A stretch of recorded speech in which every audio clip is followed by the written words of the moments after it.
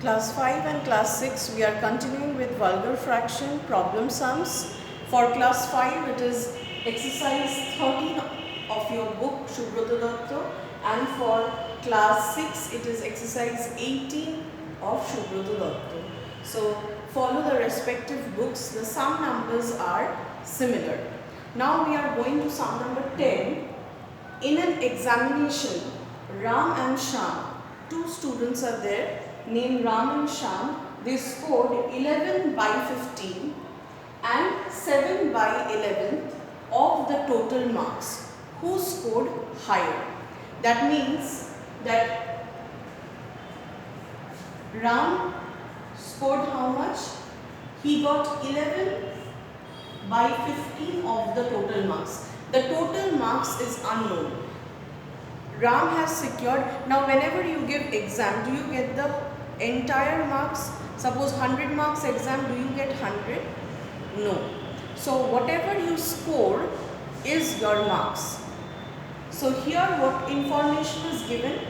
Ram's marks is not given, but it is said that out of the total marks in which exam was conducted, he got 11 out of 15. That means this part is, this is the fraction of marks out of the total marks Ram has received. Similarly, Shyam has received how much? 7 by 11. So he have received out of the exam 7/11 marks. That means this is the part of marks that Shyam has scored out of the total. Now you need to compare who have scored more or who have performed better.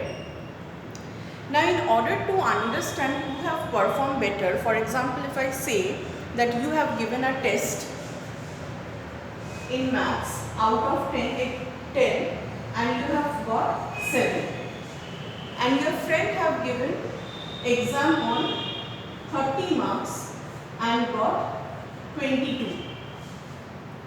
Now we cannot say by looking at it who has scored better, because both of you have given exam out of different marks. So one has got 7 out of 10, other has got 22 out of 30.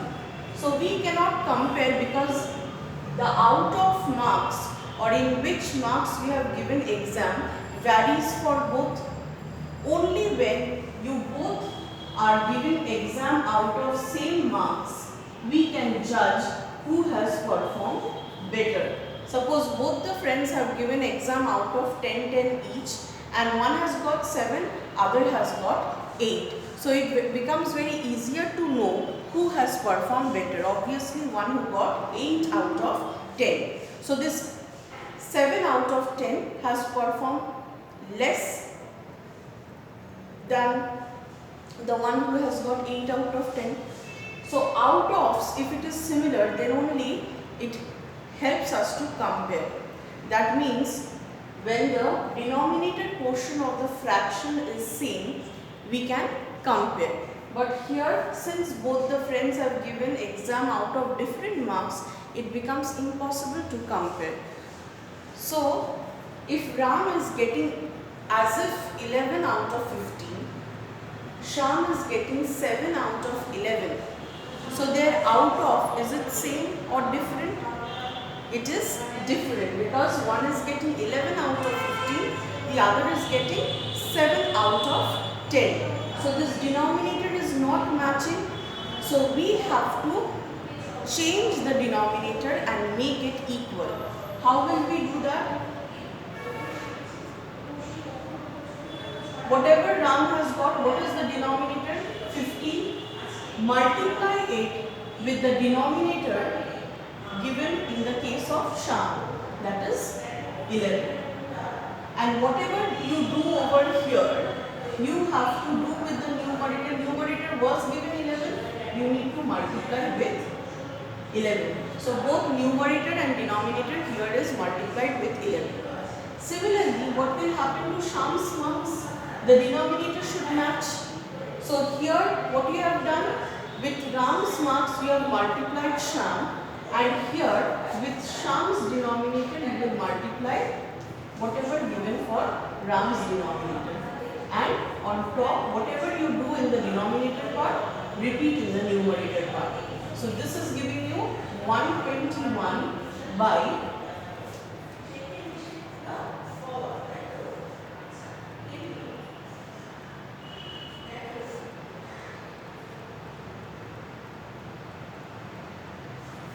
165. And here 7 into 15, 105 out of 11 into 15, 165. So what we have done, we have changed the denominator into similar denominators. Ram, the denominator is 165. For Sham also the denominator is 165. Now you can compare. One is getting 121 out of 165. The other is getting 105 out of 165. Whose score is more? Obviously getting 121 out of 165 is better than 105 out of 165. So Ram has performed. Ram's performance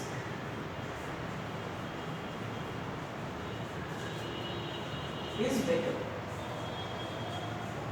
So you just have to write this, because the question is not asking you to find any figure, but it is asking you to find who has performed better, a qualitative thing, not a quantitative measurable thing.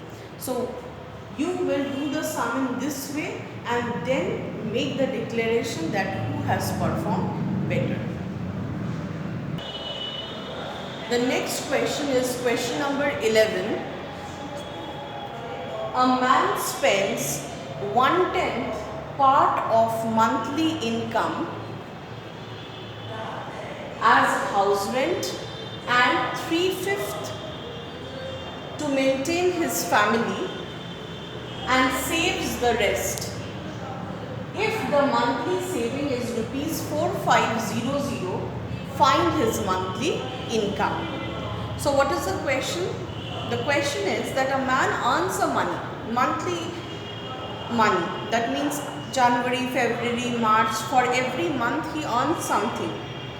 Out of which, you know that out of the income we spend over different activities. So out of the income, the man spends money for giving house rent. Okay, for staying in the place he pays a money as house rent, and for his family, like family for buying food, for buying clothes, for paying the electricity bill. So for the family also he spends a part of money. So what is the money that he spends for his family, or what is the money he spends as house rent is not given, but the fraction that he invests is given. That means if the money is, see, 1/10 part of income he spends for house rent. So is the actual money that he gives for house rent is known, like rupees 500, 1500? No. Only the fraction or part of his income that goes as house rent is given. That means 1/10 fraction means if his income is divided into 10 equal parts, out of that only one part goes as house rent. Similarly, 3/4 he uses for 3/5 he uses for family. That means if the income was divided into 5 equal portions, out of that majority, that is 3 parts, go for maintaining family, and the rest he saves. So after paying the house rent and the maintaining the family, whatever money he has to use, after that he saves. But the saving amount is given to you, that is equal to rupees 4500. The question is, what was his monthly income? Now you should understand that if he saves now 4500 rupees after paying house rent or after maintaining his family, it means earlier he earned more or less. Obviously his income was more and from there he have made expenditures, and after that the remaining saving is 4,500. That means obviously his actual income or earning was more before making all these payments. So we have to find that. How will we do it? First we will find his total expenditure. The total part of income he has used as house rent and maintaining family. So what we will write the statement? Fraction of income used as house rent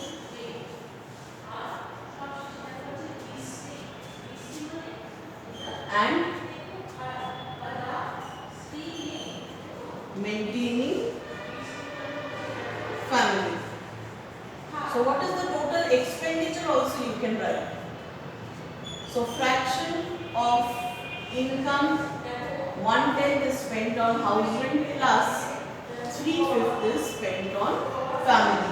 Now you have to add the two fractions.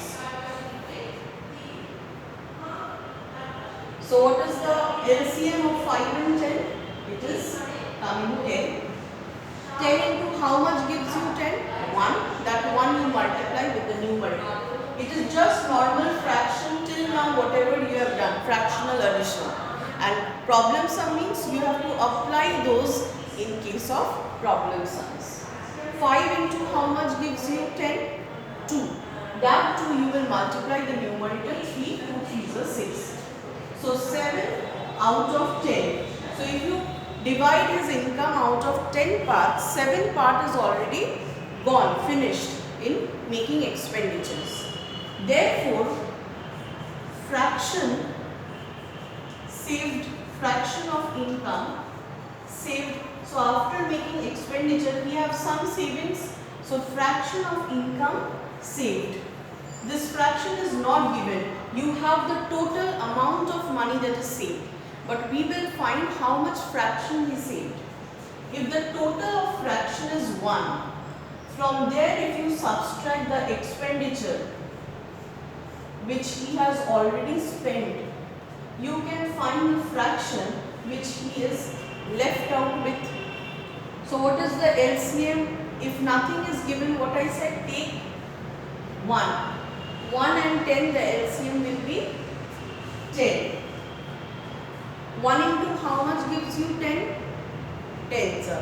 10 into 1 minus 10 into how much gives you the result? 10, 1. That 1 you multiply with 7. So 10 minus 7 is 3/10.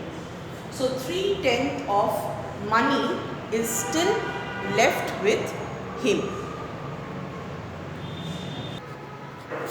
So now what do we know? That the man has saved 3/10 of his income, and also we know exactly the amount of money that we have saved. Now both should be equal.